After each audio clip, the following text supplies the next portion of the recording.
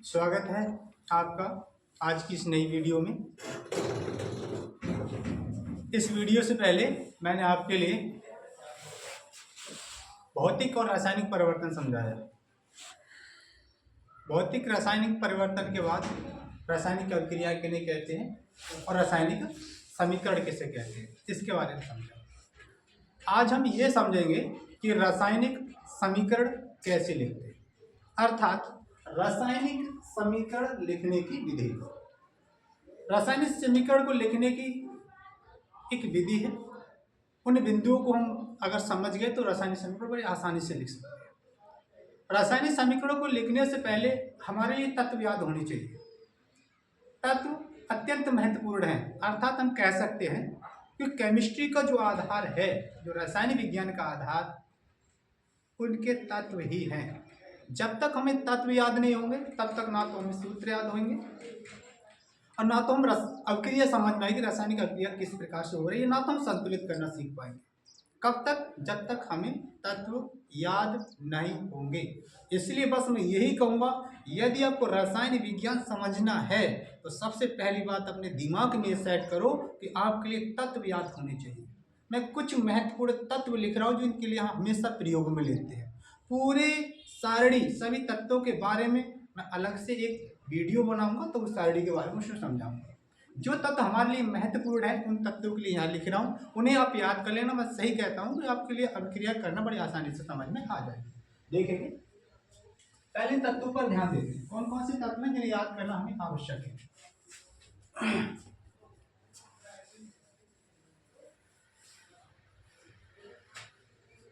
प्रतीक और नाम दोनों याद होने चाहिए। ये है हाइड्रोजन। हाइड्रोजन का प्रतीक होता है H।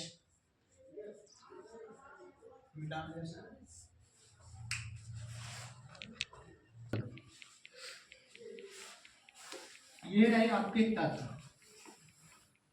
यदि आपने तत्वों के लिए, इन तत्वों के लिए यदि आपने याद कर लिया तो समझ लो आपके लिए हर बिंदु, हर अभिक्रिया बड़े आसानी से समझ में आएगी। याद करना बड़ा आसान है, केवल थोड़ा सा ध्यान दो। मैंने लिखा हाइड्रोजन। हाइड्रोजन को इंग्लिश में लिखा जाता है हाइड्रोजन इस प्रकार से, यानी कि प्रतीक मतलब पहला तत्व, मैंने पहला चिन्ह ले लिया हाइड्रोजन का। देखो हाइड्रोजन का प्रतीक क्या होता है? H। तो हाइड्रोजन को लिखते कैसे? इस प्रकार से HYDROGEN, हाइड्रोजन। क्यों? नाम पे ध्यान दो। तो हाइड्रोजन के लिए ऐसे स्टार्ट करें, इसलिए पहला प्रारंभिक तत्व क्या हो जाएगा? H। और ये भी बताऊंगा कि दो कब लिए जाते हैं, ये बाद में चर्चा करेंगे, पहले ध्यान यहाँ पे दें। लिथियम, लिथियम के Li, तो इसका प्रतीक लिथियम क्या होता है? Li। सोडियम का प्रतीक क्या होता है? Na।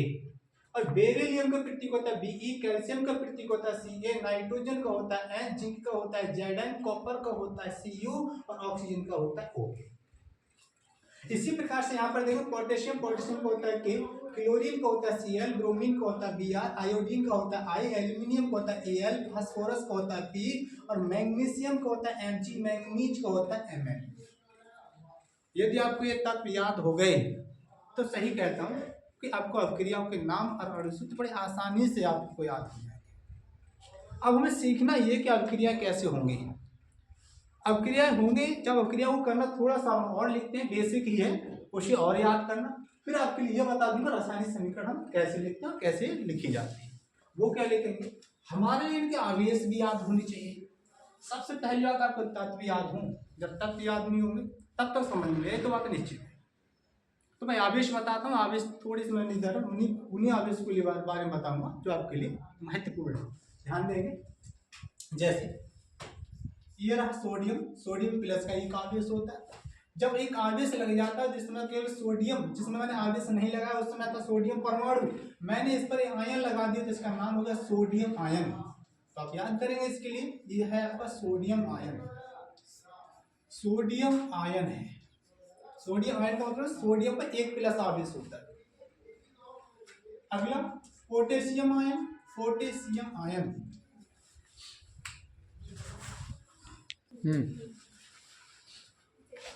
ये है आपके आयन और इन पे आवेश होते हैं।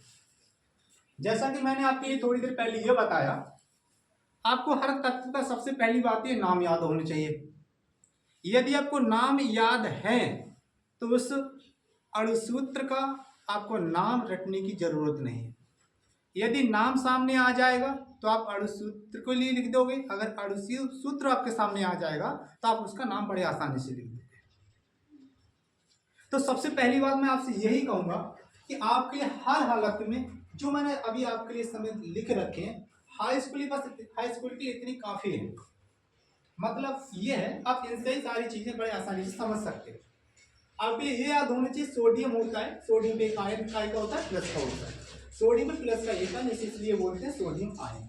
ये आपका पोटेशियम आयन, ये कैल्शियम आयन, ये मैग्नीशियम आयन, ये आपका मैग्नीज आयन, ये Z ion, copper ion, aluminium ion और chloride ion, sulphate ion, acetate ion, formate ion, ये आपका hydrogen ion, oxygen oxide ion, या फिर इसे बोलते हैं नाइट्रेट आयन, ये आपका सल्फेट आयन।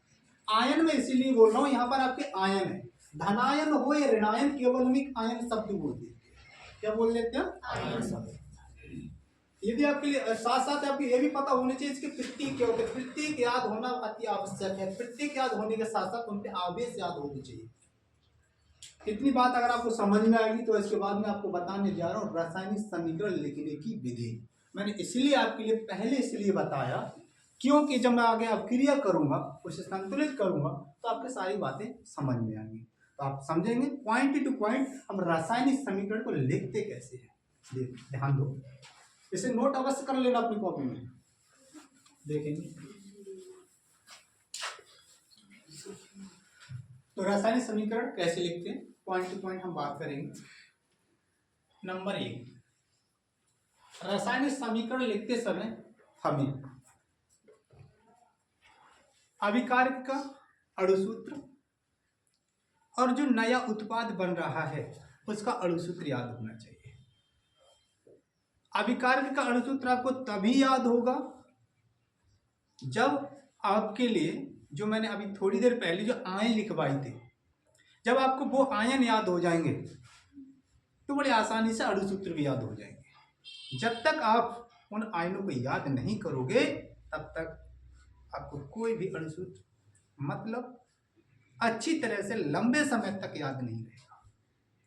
तो वो एक आधारशिला समझो इसके लिए, इसलिए बार बार कह रहा हूं उनको याद करने के लिए, तत्वों के नाम और उन पर आवेश। तो मैंने क्या बताया, पहली बात मैंने ये बताई कि आपके लिए अभिकारक का सूत्र याद हो और जो उत्पाद बन रहा है उसका सूत्र या अणुसूत्र याद हो। दूसरी बात यह है, मैं लिखूंगा नहीं, जो मैं बोल रहा हूं बड़े आराम से लिख लेना। मतलब अगर आपको लिखने के नियम भी आ जाए कि रासायनिक समीकरण कैसे लिखते हैं तो आप सीधी सीधे बता देना, सबसे पहले अभिकारक का और उत्पाद का अणुसूत्र याद होना चाहिए। पहले हम उसके लिए नंबर दूसरा पॉइंट कौन सा रहेगा जिसकी मुझे जरूरत होगी मैं उसे लिखूंगा। नंबर दूसरा पॉइंट ये रहेगा कि समीकरण में हमेशा जो अभिकारक को लिखते हैं वो अणुओं के रूप में लिखते हैं। किन के रूप में? अणुओं के रूप में। कैसे? हाइड्रोजन, क्लोरीन, ब्रोमीन, ऑक्सीजन, यहां समझना किन के रूप में लिखते हैं? अणुओं के रूप में। क्यों लिखा मैंने ये अणुओं के? मैंने इसके दो परमाणु इसलिए लिए, जो ऑक्सीजन होती है वह द्वि परमाणु होती है। कितनी होती है? द्वि परमाणु। द्वि परमाणु का मतलब होता है इसमें दो परमाणु आपस में मिलते हैं तब एक ऑक्सीजन का अणु बनता है।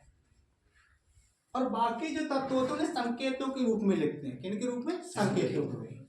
आप इसे शब्दों में भी लिख सकते हैं, हाइड्रोजन गैस है, क्लोरीन है, ब्रोमीन है, आयोडीन है, ऑक्सीजन है। इसी प्रकार से जैसे सोडियम, सोडियम के लिए पूरा नहीं लिखेंगे, किसके रूप में लिखेंगे? सोडियम का प्रतीक क्या होता है? Na, मैंने बताया था सोडियम। उसके बाद क्या होता है? कैल्शियम, कैल्शियम का क्या होता है? Ca। इसी प्रकार क्या होता है आपका? जिंक, क्या बोलते हैं? अरे मैंने थोड़ी देर पहले आपकी बहुत सारे प्रतीक लिखे थे। मेरे कहने का मतलब ये है शब्दों में ना लिख करके केवल उनके प्रतीक लिखे जाते हैं। क्या लिखे जाते हैं? प्रतीक। तो पहली बात शायद उम्मीद है इस पॉइंट मैंने लिखा नहीं, केवल आपके लिए मैंने ये बताया था कि इसमें आपको अभिकारक के और उत्पाद के सूत्र याद है। अब आप रासायनिक समीकरण को लिख सकते हो। दूसरी बात, जब रासायनिक समीकरण लिखते हैं तो अभिकारक को और उत्पाद को अणुओं के रूप में और प्रतीकों के रूप में लिखा जाता है। किसके रूप में लिखा जाता है? प्रतीकों के रूप में। दूसरी बात क्या रहेगी? तीसरी बात पे थोड़ा सा ध्यान दें।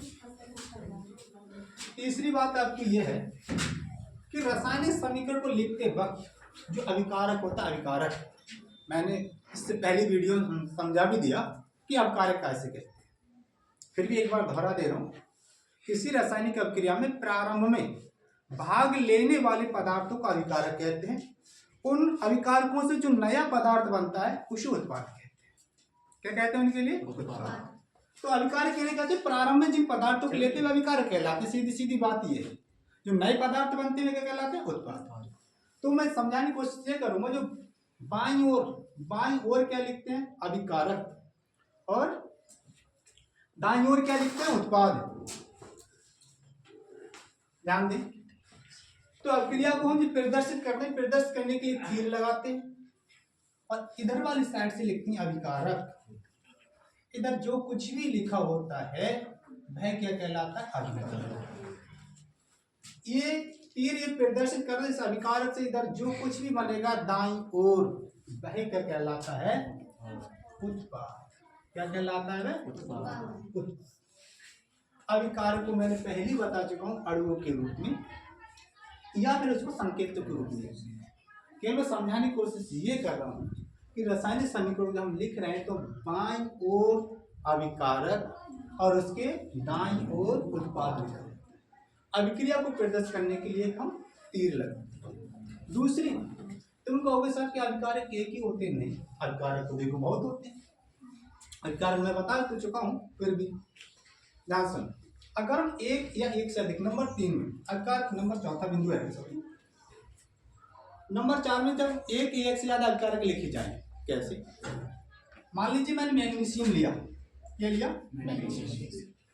मैग्नीशियम के लिए मैंने ऑक्सीजन के साथ गर्म करा, तो देखो दो अभिकारक है। प्रारंभ में मैंने जो कुछ भी लिया वह क्या था? अभिकारक। ये दोनों अभिक्रिया करेंगे, इसको प्रदर्शित करने के लिए मैंने एक तीर का निशान लगा दिया।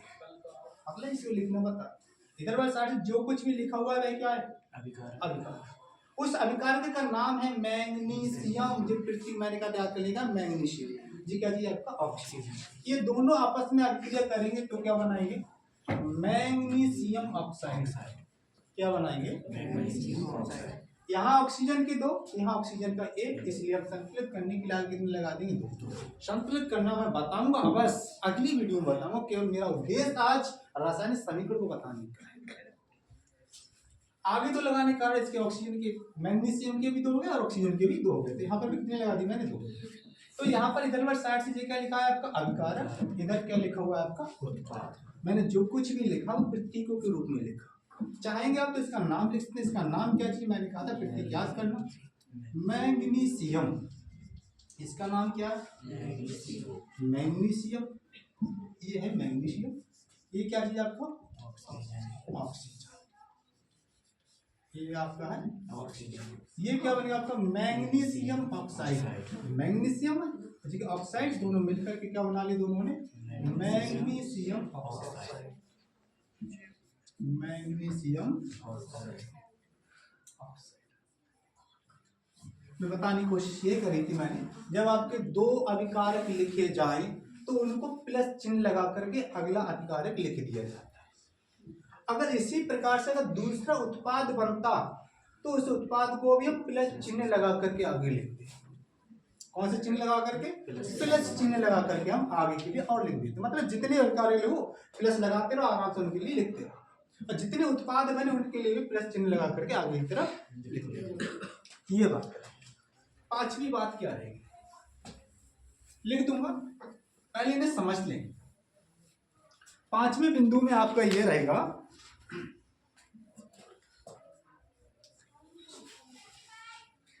ये वाला तीर मैंने बनाया। कौन सा? ये वाला जो तीर होता है आपका बताता है अनूत किरणीय अभिक्रिया को। मैंने अगली वीडियो बता भी दिया है, फिर भी जब मैं आपके लिए समझा रहा हूँ फिर बता दे रहा हूँ। ये तीर बताता है अनूत किरणीय अभिक्रिया। किसको प्रदर्शित करता है? अनूत किरणीय अभिक्रिया को प्रदर्शित करता है। यह तीर तब लगाते हैं अनूत किरणीय अभिक्रिया होती है। अनूत किरणीय अभिक्रिया क्या होती है? वह अभिक्रिया जो केवल एक ही दिशा में पूर्ण होती है। पश्च दिशा में नहीं होती, तो वह क्या कहलाती है? अनुत्क्रमणीय अक्रिया। कैसे? अगला ध्यान देंगे, एक चिन्ह और होता है, एक होता है जो अक्रिया दोनों दिशाओं में होती है, उसके लिए प्रदर्शित करते हैं अर्ध शीर्ष तीर से। कौन से? अर्ध शीर्ष तीर। अर्ध मानी आधा, इसका ये होता है अर्ध शीर्ष तीर। ये मत लिख दे रहा हूँ, यही का ये होता है अर्ध शीर्ष तीर, यानी कि आधा शीर्ष बनाया है। अर्ध शीर्ष तीर, ये वाला तीर किसको प्रदर्शित करता है? ये किसको प्रदर्शित करता है? ये प्रदर्शित करता है उत्क्रमणीय अक्रिया। किसको प्रदर्शित करता है? उत्क्रमणीय अभिक्रिया को प्रदर्शित करता है। उत्क्रमणीय उत्क्रमणीय अभिक्रिया क्या होती है, अनुत्क्रमणीय क्या होती है? पहले बार तो मैं बता चुका हूँ, फिर भी मैं एक बार और बता दे रहा हूँ, सुन लेंगे जरा ध्यान से। वह अभिक्रिया जो एक ही दिशा में पूर्ण होती है वह अनुत्क्रमणीय अभिक्रिया कहलाती है, और वह अभिक्रिया जो दोनों दिशाओं में पूर्ण, दोनों दिशाओं में हो जाती है वह उत्क्रमणीय अभिक्रिया कहलाती है। उदाहरण के लिए समझ फिर बता देता हूँ, जैसे दूध से दही का बनना। अगर मैं आपसे ये कहूँ भाई इस दूध से तुम दही बना दिया, इस दही से दूध बना लो, नहीं बना सकते, इसलिए मैंने केवल ये वाला निशान लगा। ये अनुत्क्रमणीय अभिक्रिया को प्रदर्शित कर रहा है, यानी एक बार जो हो गई दोबारा आप इसे नहीं बना सकते। इधर आपने जो कुछ लिखा वह क्या कहलाएगा? जल्दी बताओ मुझे, कई बार बता चुका हूँ, अभिकारक। इधर जो कुछ भी लिखा है वह क्या कहलाएगा? आपका उत्पाद कहलाएगा। मतलब वह अभिक्रिया जिसमें केवल अभिकारक से उत्पाद बना सकते हैं और उत्पाद से अभिकारक नहीं बना सकते, वह अभिक्रिया अनुत्क्रमणीय अभिक्रिया कहलाती है। तो वही तीर, उसको अनुत्क्रमणीय अभिक्रिया को दर्शाने के लिए हम इस तीर का प्रयोग करते हैं। एक और समझ, इसके लिए और बता दूं, हालांकि बता चुका हूँ। ये वही पुराना वाला उदाहरण, मैंने लिया बर्फ, बर्फ को थोड़ी सी ऊष्मा दी और किसमें बदल गया? जल। जैसे इस बर्फ को मैंने हल्की सी ऊष्मा दी, जल बन गया, और जल को फिर मैंने फ्रीज में रख दिया, फिर इसका टेम्परेचर गिरा दिया, फिर क्या बन गया? जल। इसका मतलब मैं पहले वही बात फिर कहूंगा, ये क्या कहलाता है? अभिकारक। इधर वाला क्या होता है? अभिकारक। और इधर वाला ये क्या होता है? उत्पाद। नहीं परिभाषा फिर आप दोहरा देंगे, वह अभिक्रिया जिसमें अभिकारक से उत्पाद और उत्पाद से अभिकारक बना सकते हैं वह क्या कहलाती है? उत्क्रमणीय अभिक्रिया। बात समझ में आ गई? मतलब मेरा ये कहने का यहाँ पर ये था, इस अभिक्रिया के माध्यम से अगर अनुत्क्रमणीय अभिक्रिया है तो हम इस चिन्ह का प्रयोग करते हैं, और उत्क्रमणीय अभिक्रिया है तो इस चिन्ह का प्रयोग करते हैं। यहाँ तक बात समझ गए? आगे ध्यान दें।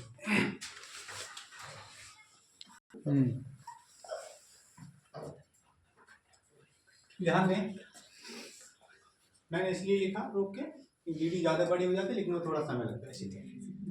तो रासायनिक समीकरण लिखते समय हम निम्नलिखित बिंदुओं को ध्यान में रखना चाहिए। कौन कौन से?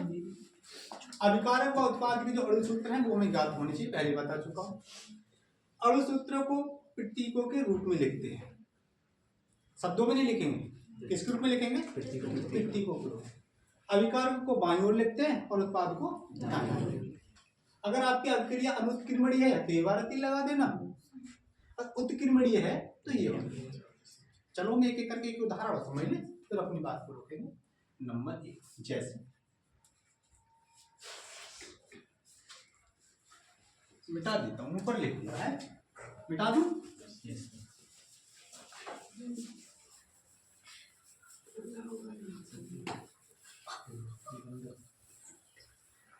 मैग्नीशियम को हम गर्म करते हैं, मैग्नीशियम की अभिक्रिया कराएंगे ऑक्सीजन के साथ।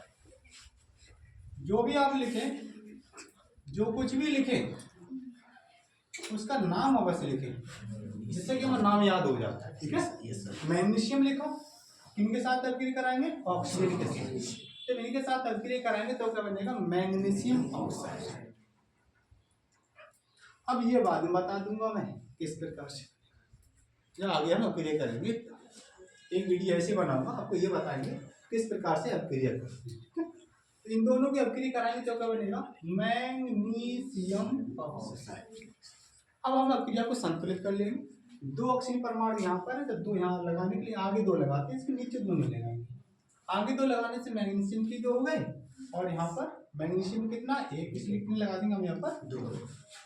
तो इस समय पर एक और ये आपका ये क्या आएगा सूत्र है ऑक्सीजन का, यहाँ पे लिख दोगे ऑक्सीजन। ये है गैस है तो कैसे बना सकते हैं हम, यहाँ के लिए तो ऑक्सीजन, यहाँ से बात समझ में आ गई। तो इसका नाम क्या लिखेंगे मैग्नीशियम ऑक्साइड। ये है आपका मैग्नीशियम ऑक्साइड। इस अभिक्रिया को देने का मेरा उद्देश्य ये है, ये आपका अनुत्क्रमणीय अभिक्रिया है। कौन सी अभिक्रिया है? अनुत्क्रमणीय अभिक्रिया। एक अभिक्रिया और दे रहा हूँ, जैसे मैं समझ लेंगे, उदाहरण नहीं देता हूँ, ठीक है।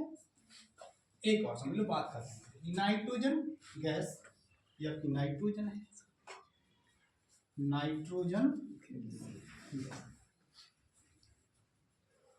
इनके साथ अभिक्रिया करेगी हाइड्रोजन। ये है हाइड्रोजन गैस, ओके। इन दोनों के अभिक्रिया कराते तो बनेगी आपकी अमोनिया, परंतु मैं इसके लिए अब लिखूंगा अर्धशीर्ष तीर से। क्यों?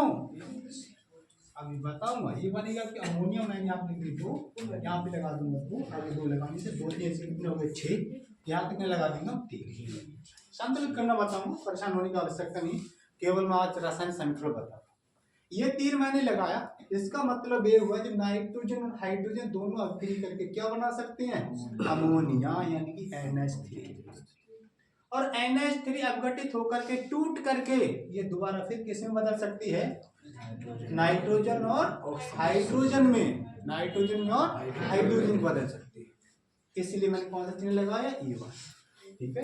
इसका मतलब हुआ ये अभिक्रिया हमारी कौन सी, अगर आपसे पूछ लिया जाए तो बड़े आसान से बता सकते हो सर ये अनुत्क्रमणीय अभिक्रिया है, ये उत्क्रमणीय अभिक्रिया। अनुत्क्रमणीय के लिए और उत्क्रमणीय के लिए आज के लिए इतना, बाकी हम अगली वीडियो में बताएंगे अभिक्रिया कैसे करते हैं। जय हिंद, जय जय।